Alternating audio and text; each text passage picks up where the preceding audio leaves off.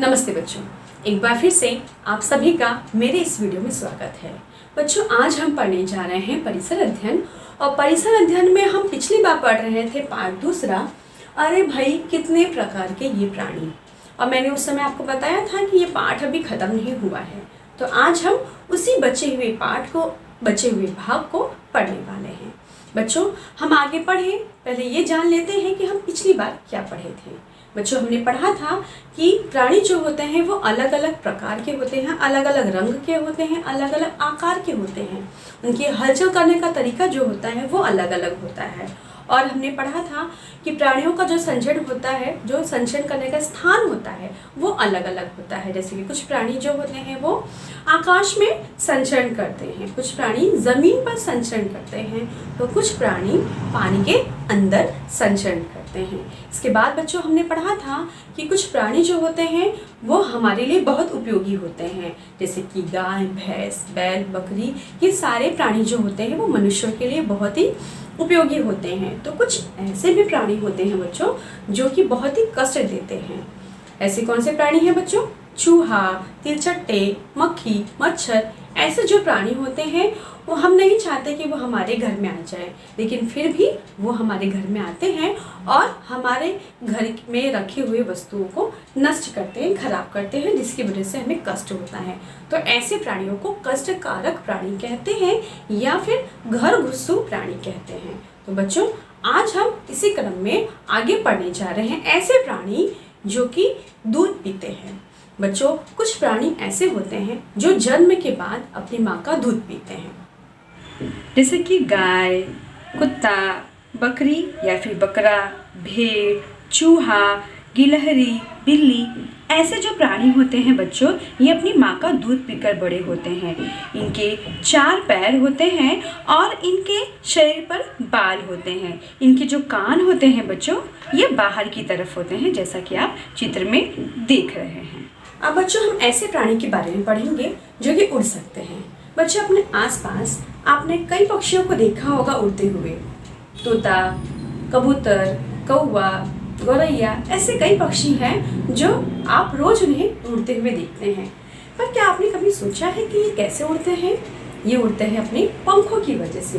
बच्चों, इनके पंख कुछ इस प्रकार के होते हैं और पंखों में ऐसे छोटे छोटे पर होते हैं। जो आप देख रहे हैं बच्चों, इसे पर कहते हैं और इसे पंख कहते हैं। तो पंखों की सहायता से ही ये पक्षी उड़ते हैं। लेकिन बच्चों, पक्षियों की जो उड़ने की जो शक्ति होती है वो अलग अलग होती है। कुछ पक्षी बहुत ऊंचाई तक उड़ सकते हैं, जैसे कि चील, उल्लू, बाज, ये जो सारे पक्षी होते हैं ये बहुत ऊंचाई तक उड़ सकते हैं और कुछ समय तक आकाश में रुक भी सकते हैं उड़ते उड़ते। लेकिन कुछ ऐसे भी पक्षी होते हैं जो कि बहुत ऊंचाई तक नहीं उड़ सकते, जैसे कि मुर्गा, मुर्गी, मोर, ऐसे पक्षी जो थोड़ी देर उड़ते हैं लेकिन फिर से वो जल्दी से ज़मीन पर आ जाते हैं, यानी कि उनकी उड़ने की शक्ति जो होती है वो कम होती है। तो हर प्रकार के जो पक्षी होते हैं उनके उड़ने की जो शक्ति होती है वो अलग अलग प्रकार की होती है।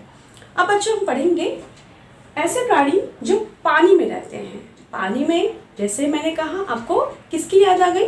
आपको मछली की याद आ गई। बच्चों, मछली जो होती है उनके भी आकार में बहुत अंतर होता है।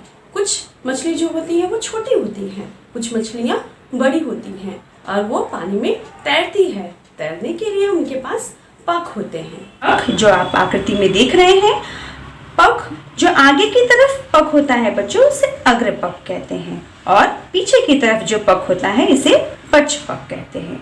जो पूंछ की तरफ पंख होता है उसे पुच्छ पंख कहते हैं और इन्हीं पंखों की सहायता से ये पानी में तैरती हैं। बच्चों, इनके शरीर पर शल्क होता है। शल्क एक ऐसा आवरण, ऐसा परत जो कि त्वचा के बाहर की तरफ होता है। शल्क दिखने में तो चमकीला होता है लेकिन थोड़ा सा कड़क भी होता है और इसी के कारण इन मछलियों की शल्क की सहायता से रक्षा होती है, यानी कि शल्क जो होता है इनकी त्वचा की रक्षा करता है। बच्चों, मछलियों की जो आंखें होती है ठीक इसके पिछले वाले भाग में गलफड़े होते हैं इनके।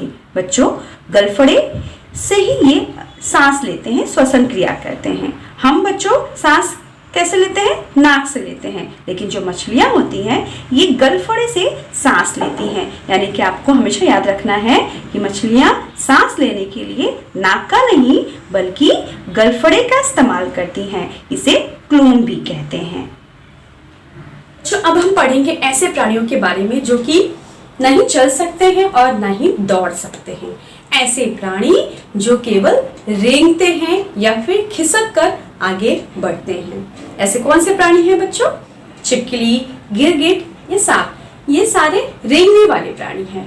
छिपकली और गिरगिट इनके 4 पैर होते हैं और ये आकार में छोटे होते हैं, जबकि जो सांप होता है बच्चों, इसके पास तो पैर नहीं होता, ये केवल रेंग कर या खिसक कर आगे बढ़ता है। बच्चों ऐसे जो रेंगने वाले प्राणी होते हैं इनके शरीर पर भी चोई होती है। मछली की तरह इनके शरीर पर भी चोई होती है और जो इनकी त्वचा होती है ऊपर से वो चमकीली होती है और कड़क होती है, जिसकी वजह से इनके शरीर की रक्षा होती है। बच्चों अब मैं आपसे एक पहेली पूछती हूँ, आप अनुमान लगाइएगा कि मैं किस प्राणी की बात कर रही हूँ। मेरे पास पंख हैं, मैं उड़ सकती हूँ, लेकिन मैं पक्षी नहीं हूँ। मैं छोटी हूँ, मैं रंगीन हूँ, मैं उपवन में, बगीचों में, जंगलों में दिखाई देती हूँ और मुझे फूल बहुत पसंद है। तो क्या आप बता सकते हो मैं किसके बारे में बात कर रही हूँ? जी हाँ, मैं तितली के बारे में बात कर रही हूँ। बच्चों तितलियाँ जो होती हैं वो आकार में कुछ छोटी होती हैं, कुछ आकार में बड़ी होती हैं और बहुत ही रंग बिरंगी होती है, अलग अलग रंगों की होती है।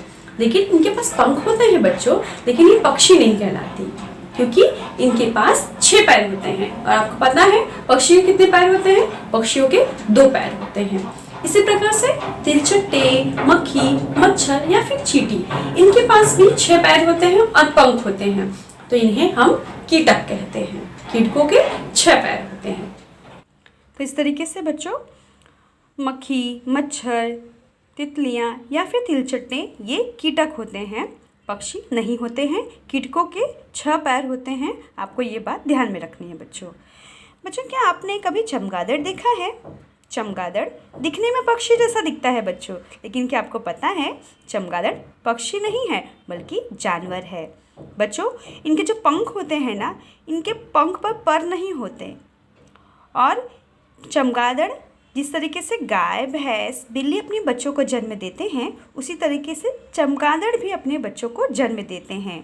और जिनके जो बच्चे होते हैं ये अपनी माँ का दूध पीकर बड़े होते हैं और इसीलिए चमगादड़ को पक्षियों के समूह में नहीं रखा गया है, यानी कि इनको पक्षी नहीं कहते, इनको जानवर कहते हैं। तो इस तरीके से बच्चों इस पाठ में हमने प्राणियों के रंग, रूप, आकार और उनके संचरण में पाई जाने वाली भिन्नताओं को देखा और समझा। बच्चों प्राणियों में पाई जाने वाली इसी भिन्नता को प्राणियों की विविधता कहते हैं। बच्चों इस पाठ में जो हमने प्राणियों के बारे में पढ़ा, इससे कहीं ज़्यादा प्राणी हमारे परिसर, हमारे आसपास दिखाई देते हैं। बच्चों आपको जानकर ये बहुत ही आश्चर्य होगा कि सागर में रहने वाले प्राणियों की संख्या जमीन पर रहने वाले प्राणियों की संख्याओं से कहीं ज़्यादा है। सागर में जो प्राणी पाए जाते हैं उनके भी रंग, रूप, आकार में बहुत भिन्नता पाई जाती है और उनकी संख्या जमीन पर रहने वाले प्राणियों से कहीं ज़्यादा है।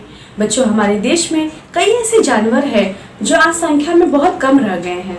धीरे धीरे वो विलुप्त होते जा रहे हैं। विलुप्त यानी कि गायब होते जा रहे हैं। अगर हम उनकी देखरेख नहीं करेंगे, उन्हें बचाएंगे नहीं, तो भविष्य में हम उन्हें नहीं देख पाएंगे। जैसे कि शेर, गेंडा, ये ऐसे प्रजाति के प्राणी हैं जो धीरे धीरे संख्या में कम होते जा रहे हैं। तो परिसर में रहते हुए हमारा ये कर्तव्य बनता है कि हम ऐसे प्राणियों की रक्षा करें जिनकी संख्या कम होती जा रही है।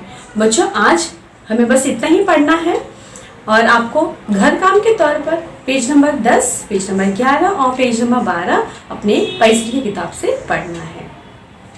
नमस्ते।